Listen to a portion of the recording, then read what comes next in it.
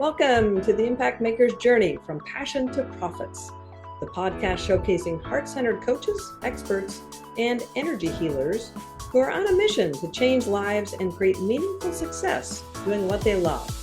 I'm your host, Wendy Vaughn, business success coach and founder of Impact Maker Coaching. And I've got to be honest, the path from passion to profits is rarely easy, but it's always filled with growth, clarity, and surprising rewards. Now, each week I sit down with inspiring impact makers who have turned their knowledge and wisdom into thriving businesses that are making a meaningful difference for others. I will explore their personal and professional journeys, how they found their calling, and how they continue to stay aligned with their passion along the way. So if you're here to expand your vision about what's possible for yourself, you're in the right place. So join me as we discover the positive ripple effects created by today's guest. All right. Hi there, everyone. I'm super excited for our conversation today. And this is the Impact Maker's Journey. So I have as my guest today, Yvonne Chotzen. And I'm super excited to hear, Yvonne, from you in terms of just this powerful work that you're doing as an impact maker.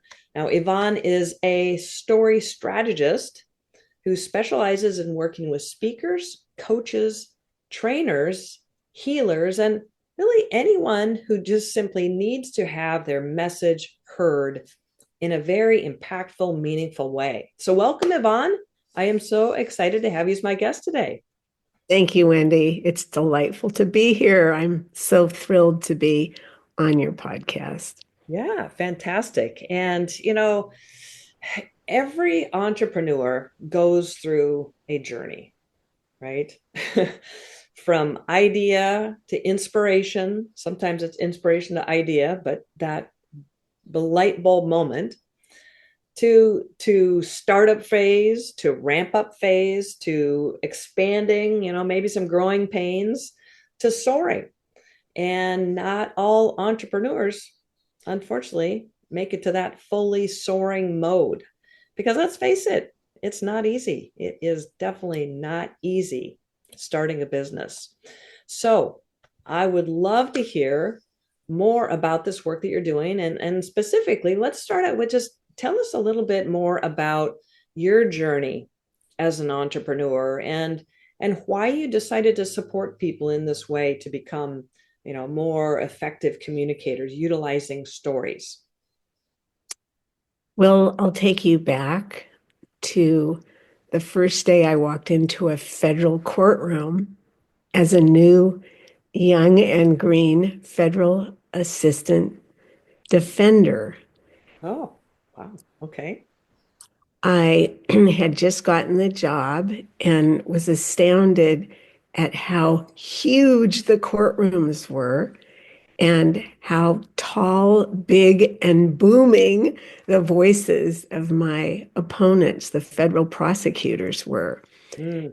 And my first couple trials, what I realized, if I tried to compete with my innate and natural God-given skills with their huge baritones that reverberated through the courtroom and were, loud and imposing, that my voice went to a very high register that was hard even for me to listen to, but certainly not a place that I wanted to live in my advocacy.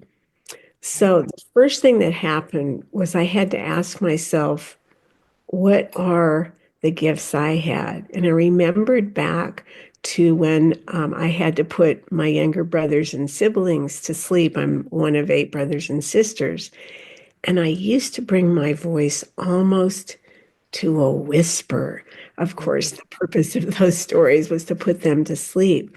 Right. But when I realized that, I went as close as I was allowed to go to the jury bar. Some judges don't let you come right up. They want you to be back a little bit. It depended on the judge. But I would stay in the lower register of my voice. And I found that that was a natural place for me to be able to communicate. So the first place that the story journey started was finding where my body was innately comfortable in speaking. And sure enough, when I spoke like that, even though the prosecutors, when they had their turn, would, have their arms wide and be pounding things and stomping around, when Right? I went, Drama. exactly, when I went the intimate route, the jury leaned in and I had them in the palm of my hands. And that intimacy allowed me to do what? To tell the story of my client. That's how it began. Mm, wow. Yeah, no, I love that. Just not playing their game and doing what you thought needed to be done, but really tuning into what you naturally did well Mhm. and had discovered, sounds like early on, was very effective. So yeah, I love that. Okay, so continue. I'm in the courtroom with you. We're a long ways from. Right. And it's Yeah. the same thing, if you segue to people who are introverts, introverts are some of the most potent speakers. So going back to that moment, the way a federal public defender's life and office works is you come in the morning and you wait for the arrests to happen. And so when you get a call and you go down to the lockup, you have a few minutes to meet with a person and find out the bare essentials of their situation, their background, and anything in the case of a defense attorney that might make the judge, the magistrate, or the jury, as it turns out your audience is, one of Mhm. the three, compassionate. And so I learned very quickly to interview with pinpointed focus to get a sense of the jugular. Where is the emotion in the story? Mhm. Because I learned that it's not facts that cause people to make decisions. Yep. We think it's facts, we think we're fact gathering, but 99% of all decisions are based on how we feel. And Mm. I saw that a judge would bend the rules dramatically for me, despite a prosecutor arguing that the person not get bail or that the person was a flight risk. If I can use emotion so that the judge felt the humanity of my client's situation, and that's where storytelling comes in. Wow. Wow. Yeah. In a plat platform as rigid as that, you were able to, I wouldn't say persuade, but get the buy-in, get the empathy, get engage the human perspective versus the black and white. I love that. Yeah. And that's what stories do. If you can describe your defendant like, oh, tell a vignette about what happened when he was at church. He noticed that the pastor's, cross fell down on the wall behind him. The pastor's speaking away, but everyone's focused on the cross just fell off the wall. And my client, Jacob, ran up. The pastor didn't know what was happening, and he picked up the cross and put it back on the wall. It's Mhm. a meaningless incident, really, but it caused the pastor to say, "Thank you, my son." And it caused the jury to go, okay, what did he learn? Jacob goes to church. Mhm. Jacob cared enough to run up, even though most would be embarrassing, to straighten the cross. Jacob went out of his way to do a good deed. So a Yeah. little vignette like that has huge impact as a story that the Mhm. jury hears. And they go, oh, I wonder if my cousin who belongs to the same kind of church might have done something similar. The moment they hear a story that Mhm. resonates with someone they know, understand, or care about, that connection that your story has made will Mhm. move someone. Yeah, it brings it to life, is what I'm hearing. Yeah, just it brings it close into their relatability. So Yeah, I love that. Exactly.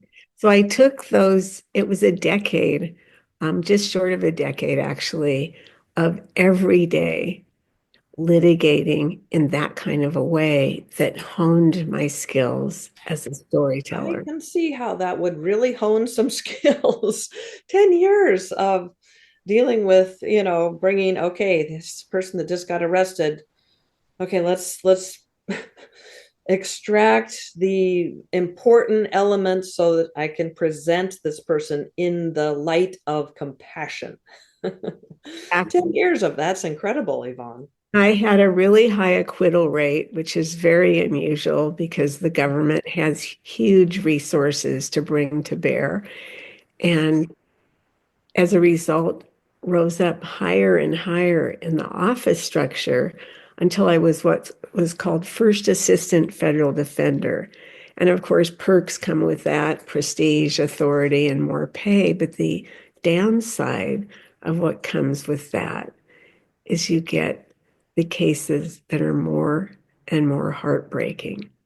Mm. One day I walked in and I was told to rush down. There was a defendant who was about to be arraigned. I only had a few minutes with her. She was a very big woman, big hair and big voice. And her name was Kathy Brown. And Kathy told me, she said, there's going to be hateful people in this courtroom. Please get my trial moved to somewhere else. You see, she was charged in a triangle love affair, Mm. child kidnapping, Ooh. and a murder on a Marine base. And sure enough, when we walked in, the courtroom was filled with haters. You could just feel it. The seat, every seat was taken. The judge had allowed a few people to stand. So I made a motion right away for what's called a change of venue. And the case was switched. In federal court, you can appear before any federal judge in your district. We were in the ninth district, which is all the states on the West Coast. So it happened that on a rainy Wednesday morning, there I was in downtown Los Angeles, Kathy again at my side. But once again, as we're waiting for the judge to be called, boom, boom, the courtroom door kept being thrown open and people were just pouring in. Oh And no, yeah, not so again.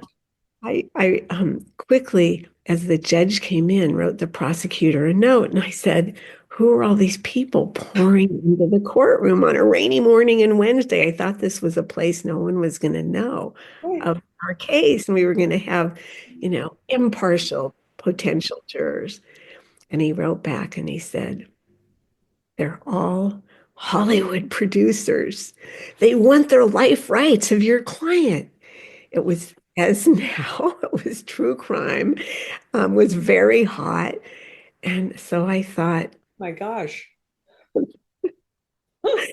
maybe this is an opportunity that I've been longing for in my heart. Because you see, after almost a decade, I was longing to impact an audience. Here we are, the theme of impact makers, longing to impact an audience greater than a jury of 12. And so I jumped up. I said, Your Honor, recess. I forgot what reason I even gave. We were just starting, and the recess was granted, and the U.S. Marshals came down, two of them, and they handcuffed my client, Kathy, and took her down to the lockup on the back elevator. And I ran down the public way. And as I ran down, there were producers just pawing at me. Miss Chotzen, here's my card. It was like a madhouse. And I got down to the locker and the marshals let me in and I sat down across from her. And I said, Kathy, there's Hollywood producers circling like vultures. They want your life rights. What do you want to do? And the marshals had only given her two things. There was a little white napkin on which was a bright red apple. She'd already taken a bite out of it. And she took that napkin and she grabbed the only thing I had the foresight to bring with me into the lockup, which was a pen. She took my pen and she started scribbling on that napkin. And I looked over at what she was writing and I got chills because what she was writing there was Yvonne Chotzen is my producer. Mm. Hmm. So, Wow. Talk about a paradigm shift. so I said, "What do you mean?" And she said, and then now I have to give you the background of what landed her there. Because you see, she was a young Marine wife, far from home, lonely.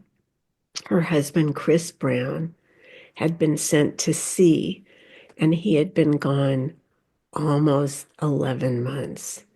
And she, in a moment of just indiscretion, had gotten into a love affair with one of his friends. Mm. And they were in bed together. They had a little daughter named Christy, who was just 2.5, who was fortunately I think she was 3 that day. I think she was at daycare. Her husband was rushed home.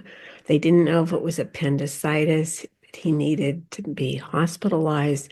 And so, without even time to give her notification, he walked into their barracks apartment and caught her in bed with her lover. A Mm. fight ensued.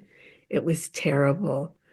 Mm. The boyfriend grabbed a butcher knife from the counter, and her husband, Chris, was killed. Mm. Oh And gosh. what happened in ensuing months was that her mother-in-law, who was from a small town in Alabama where she was very powerful, went to court and had Kathy, because of the adultery, ruled an inappropriate parent. And she not What? only lost custody of Christy, her beloved little daughter, but she lost all visiting rights. Today, they probably couldn't do that to a mom, but it was a few years ago. The grandmother, Kathy's mother-in-law, was very powerful. And Kathy tried several times. She went back to the town. Once the grandmother was named Mary Brown. Once Mary had her actually jailed for just coming to the door to try to see her little girl. And then the third time Kathy went back, there was barbed wire and high walls around Mary's very huge house. Mm. She was desperate. And she thought to herself, what's the one day of the year that the whole town pours out? And you can probably guess it's the 4th of July. Okay, sure. So, Makes yep. sense. So Kathy and her sister, who was also blonde, they put on black wigs and they had her sister's boyfriend waiting with a car hidden in some bushes. And they sat and they waited. And then Christy, who by this time is about 4.5, chased a ball out into the center of the grassy field where the whole town was having its celebration with balloons and a band and a picnic. Hmm. Kathy didn't hesitate. She ran out into the center of the field and grabbed Christy and said, Mama's missed you so much, baby. And she took that little girl, raced to the car with the motor running in the bushes, and off they took. Uh-oh. And when you cross state lines, all of a sudden, it's a federal crime. Yeesh. So, over 3 months, Kathy crossed 7 more state lines. Mm. One day in a rainstorm, and if you or your audience are interested, I can give you the link to the movie, which is now available. She was desperate and she went into a shelter. And there in the shelter, she was given solace. They were dried off, and their wet suitcase was all everything was dried out. They were given a small room and warm soup. And but what Kathy didn't realize was, as I'm talking to you, the manager on duty that night. Right behind Kathy, posted on the wall, was a wanted poster that Mm, Mary Brown had distributed across the entire South, thousands of them. oh, And goodness. there, so by morning, Kathy was arrested by the FBI. Mm, And that's how she ended up in my Honolulu office that day. So here we are in this little lockup room. And she says, I know I'm going away for a long time. If you can get all the money you can, that someday can go to my little girl when she turns 18, so she knows Mama loved her. mm, I said, Kathy, I'll do my best. And I picked one of those producers. And 2 days later, I was at NBC Network with 14 or 15 executives and assistants. They were all dressed in Gucci black with $500 tennis shoes. And I was completely intimidated. And I'd never pitched before. My job was to pitch the story. And mhm. I thought, I've never pitched before, but I've been on my feet in the trenches fighting for people's freedom Yeah. for almost a decade. How different can it be? And nobody goes to prison if I mess up. If I mess up, they just say no, right? But they didn't say no. They said yes. And not only was it a movie, but it became a 4-hour movie called a miniseries. It starred Wow. Martin Sheen and Patty Duke. Holy cow. It was Oh NBC's my goodness. biggest miniseries hit in 8 years. That's incredible, Yvonne. The About power of storytelling. Yeah. my phone never So, stopped ringing off the hook, and now I'm on my 14th movie. And Wendy, millions of people have seen my movies, and it's all stories. wow. That's Movies. powerful. That is powerful. Yeah, from being a child to experiencing that all the way through to saving lives and then to creating, blockbuster hits. Just that that nugget of well-crafted storytelling. Yeah, now I totally understand why you're a story strategist. So I sincerely believe that each of us have a signature story within us that not only has some keys to our destiny and the work we're meant to do, but also in some ways has been given to us to magnetize and heal our tribe. And Hmm. so when there was a writer's strike in Hollywood about a year and a half ago, and all production stopped, movies in production, pitches, networks weren't even, everybody was sent Right. away. Yep. Yep. I remember So that. I thought, I have 3 kids in college, and I thought, what do I have as a gift that I can give to other people? So you asked what begins an entrepreneurial journey, and it's that spark of knowing what it is you have, even if it's a product, it's your way of bringing it to the world that's unique. And that's what began my journey as a coach and story strategist, helping people find their stories to soar on their stage and Right. magnetize crowds. So Yeah, that, because it is not really it's not a common skill to no, tell a story in a way that evokes that emotion and has continuity and drives to a point. I mean, it's one thing to just relay something that happened, but it's a completely different thing to construct a story that is, uh, designed to result in a specific outcome. So, and that just kind of gave myself an idea here. I'm curious to get your perspective on this, but what's a common misunderstanding or incorrect belief that people have that prevent them from using stories? as a powerful tool? I mean, because you've obviously demonstrated that it is very effective, but like I said, most people don't utilize stories that well. It's a great question, Wendy. And the commonality that I see in working with my clients, in working with groups, I'm often brought in for corporate team building in corporate settings, is that people don't think they have a story. And Mm, that couldn't be more incorrect. Everyone has a story. And it's those moments of shame, the things that are our shadows, the things that we have shame around that are really story gold. mm, Because those traumas or trials or struggles, and they can be high things too. Sometimes people are not um, feeling like it's okay to describe a huge win.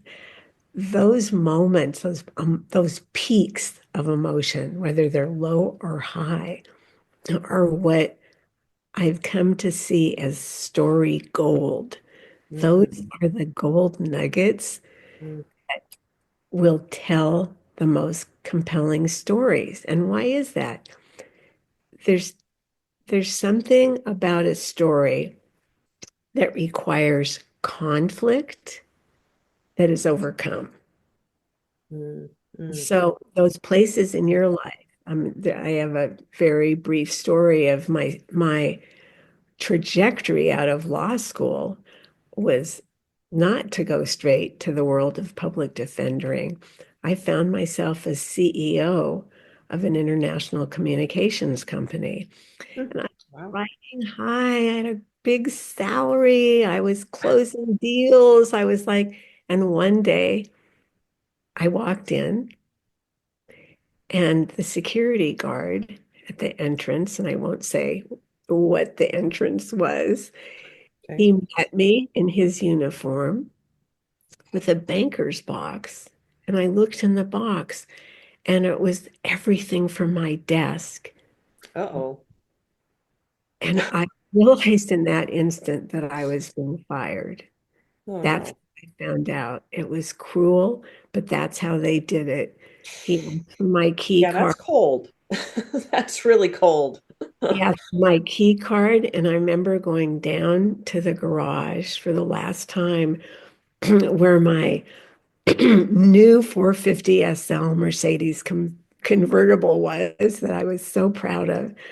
Hmm. I knew that was leaving.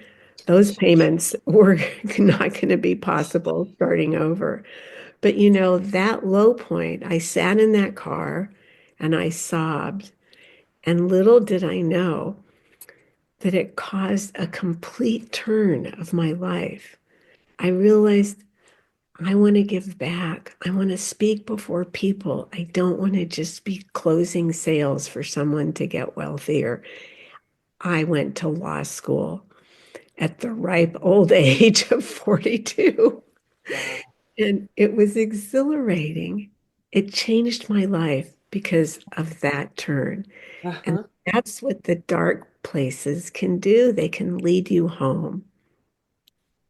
Yeah, and they also serve as that demonstration of how you are able to bounce and your resilience and your dedication, or it exposes your values, right? Those kinds of pivotal moments. So yeah, I can really see how that's a powerful component. And the fact that people don't think they have that remarkable of a story is like, well, I had an average childhood. I went to college, I got my degree, I got a job, they're seeing at this level, but you have this ability, it's almost like an intuition, I would say, to really, as you demonstrated with people that just got arrested, to burrow in and find those golden nuggets, extract, the things that are pivotal, the things that are going to, one of my favorite words is create that leverage, right? Create the leverage, move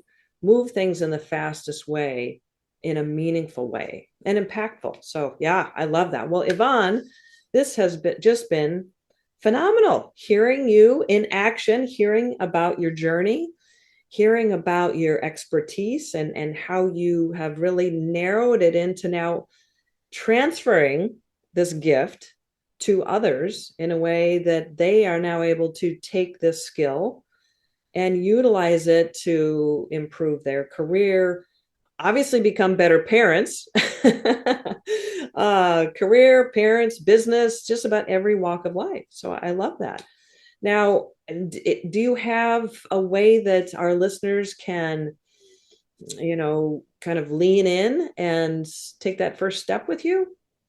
Absolutely. I'll share, and you can put it in your program notes. I have a absolutely gratis PDF with some of the 3 key steps that you need to look for storytelling. And for the first 9 of you who sign up, I can only take 9 because I am still an active Hollywood producer today.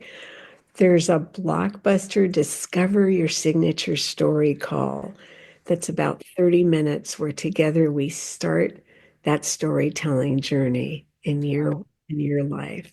And I always tell people, if you find your story, if you can tell it like Hollywood, then it makes you the star. Mm-hmm. You the- Mm-hmm. And it doesn't feel like a pitch, right? It just feels genuine. It feels authentic, to use a very overused word, but because it's real. It's real. And It's people, real. it's real, and people don't make decisions from facts alone. They don't buy from facts alone. They buy from emotion. Mm-hmm. Mm-hmm.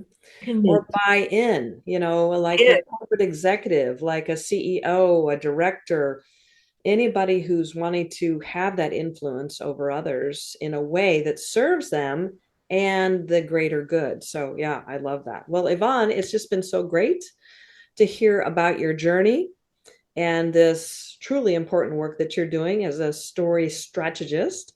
And thank you so much for this gift. I will put the link in the show notes. And what's the best way for our audience to stay connected with you? YvonneChotzen.com. I'd That's love. easy. So Yvonne, Yvonne, and then Chotzen, Chotzen. Fantastic. All right, Yvonne. Well, thank you, thank you, thank you. This has just been wonderful. I've loved our conversation, and I so admire the work that you're doing and the journey that you've been on and the impact that you're making. So thank you. All right. Well, the real life transformations facilitated by experts like my guest today are truly priceless. I mean, happiness, joy, peace, love, right? These are all what each of us ultimately strives for in life. But becoming a sought after and well paid coach or energy healer is often challenging, overwhelming, and frustrating. So, if you're a heart centered coach, expert, or energy healer who's striving for more ease, flow, and abundance, well, I've created a special gift just for you. So check out the show notes. All right. Well, this is Wendy Vaughn signing off. Thank you so much for tuning in, and be sure to join me for my next episode where we'll be inspired by yet another impact maker's journey.